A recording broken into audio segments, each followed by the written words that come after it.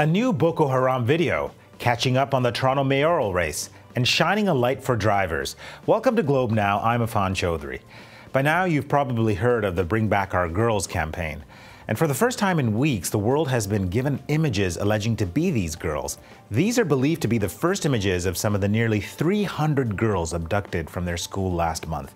The video was released by the group that is holding them, Boko Haram, which stands for Western Education is Forbidden.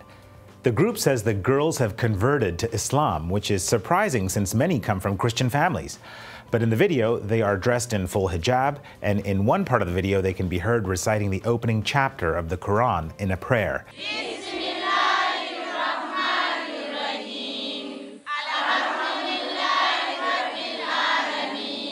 The last time the world heard from Boko Haram leader Abu Bakr Shekau, he called the young women slaves and said he would sell them. In the latest video, he vows not to release the girls until the Nigerian government releases jailed members of the Islamist militant group. Of course, there are still many questions around this new video, including suspicions about its authenticity. And perhaps a more troubling aspect, there are only about 130 young women in the clip, leaving families of these victims wondering, where are the others and what conditions are they in? Stay with us. Up next, we talk to Marcus G. about the latest on the race to be Toronto's next mayor. It's no question there's a lot of attention focused on the race to be the next mayor of Toronto, but most of that attention is directed at Rob Ford. Is that distracting people from paying attention to the other candidates? Well, the Globe's Marcus G. joins me now to discuss. Welcome, Marcus. Let's start with Rob Ford. Even from partial seclusion, he's still making headlines. Why do you think that is? It's incredible. He just overwhelms the scene here in Toronto. He's I think we're a little obsessed with Rob Ford, even in, as you say, away in rehab, apparently. He dominates the headlines. It's incredible. He's just a headline magnet, I guess. So what is the effect of that on the other candidates? Well, I think the other candidates are striving to make an impact and get some attention. I mean, they're making announcements all the time about transit and other issues, but they're not getting the attention they'd probably like to. So what do the candidates like Olivia Chow and John Tory have to do to break through, that, attention, that media noise, whatever you want to call it? Well, I think they just have to wait and bide their time. And really the election really starts in earnest after Labor Day. And they know that. They have to keep themselves in the public attention to a certain extent until then. But they really just have to wait till the real race begins. Now, what are the considerations for candidates when it comes to commenting on Rob Ford or even outright condemning him? They've been pretty careful. They don't want to be seen to be piling on and let him play the victim card, which he very skillfully does. Mm-hmm. So they've been quite circumspect about their comments. The latest video, though, that the Globe scene saw excited quite a bit of comments. Some of them said he should. John Tory, for instance, said he should quit outright. Mm-hmm. Rob Ford should quit. Olivia Chow has been a little more careful and just saying Toronto needs a new mayor. Interesting. Well, we'll have to see how all of this unfolds. Thanks again, Marcus. Our pleasure. Well, we want to hear from you. Do you think Rob Ford still has a chance at winning this election? You can find us on Twitter at Globe Now.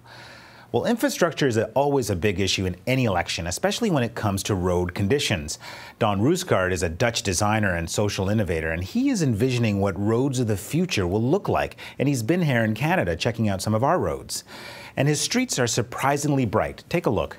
I love public space. I find it fascinating to think about what's the future of this public space, and roads in a way are one of our largest public domain we have. But we take it for granted in a weird way. The Smart Highways specific project where we're envisioning the roads of tomorrow. Can we make them more interactive, more open, more sustainable? And using technology to make cities more human again in a way. Sometimes it's about safety, sometimes it has an experience value, sometimes it's about making it energy neutral, and sometimes it's just about making it incredibly beautiful, which I think is also a function for me. Beauty is also a function for me, at least.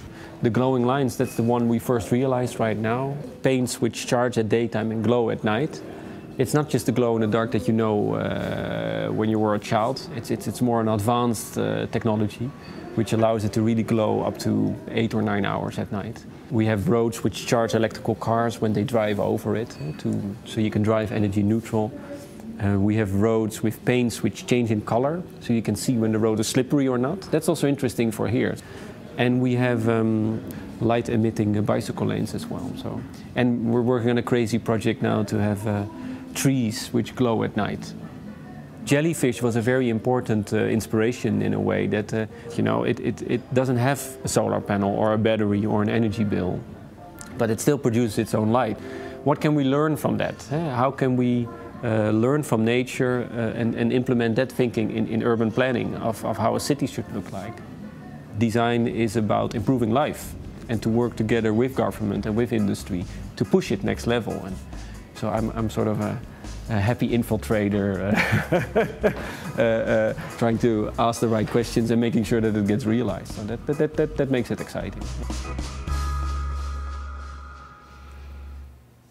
Well, that's it for today's show. Thanks for joining us. If you've got a moment, hop on to Twitter. Tell us what you think about the latest Boko Haram video or what you think about the state of the Toronto mayoral election. You can find us at Globe Now. I'm Affan Chowdhry. Thanks again for watching.